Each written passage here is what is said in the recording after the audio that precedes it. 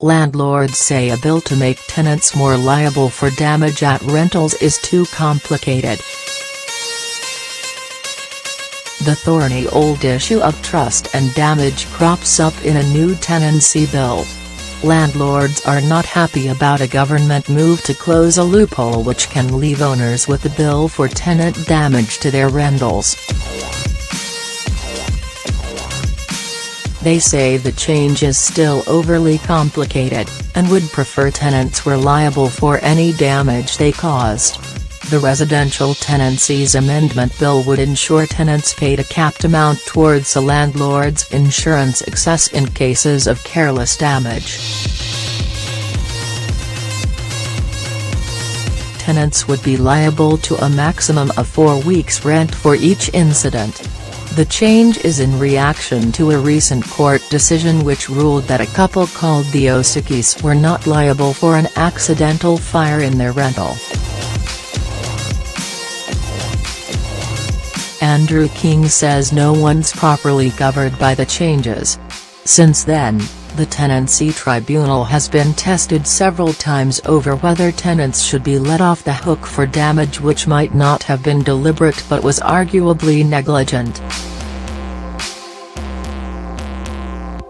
Building and Construction Minister Nick Smith said he wanted to provide an incentive for tenants to take care of their property, while also ensuring landlords were insured. A tenant remains fully liable where the damage is deliberate or a criminal act, and the landlord liable for fair wear and tear and damage beyond the control of the tenant, like a natural disaster. Tenancy. NZ tenancy consultant Scottney Williams said the changes had been eagerly anticipated by the tenancy industry. Meth, Osaki and poor landlord behavior are three of the biggest issues for property managers, landlords and tenants. But landlord group the New Zealand Property Investors Federation said that while the government's intentions were good, it wanted to see the situation revert back to a damage or pays scenario. There are groups, I think, that are going to find it much harder to get a tenancy because of this, Executive Director Andrew King said. As it stood, insurers were carrying more risk and might put up their premiums because they could no longer hold accountable the person responsible for the damage. And landlords might still end up footing most of the bill, if there was a dispute over whether the damage required more than one excess. Let's say a carpet has been destroyed and it's going to cost $4,000 to fix it and the excess on a landlord's insurance is $1,000, and the insurance company says there's 4 incidents, and 4 excesses, so they are not going to pay anything out.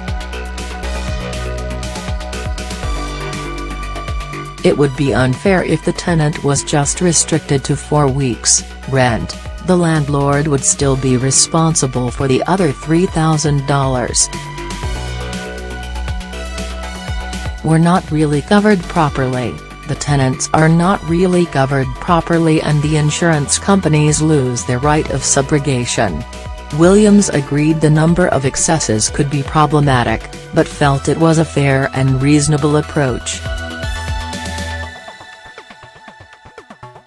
As we read the release, where the tenant knocks over a bottle of wine in 2 different rooms which do actionable damage, the tenant will be liable for both incidents separately.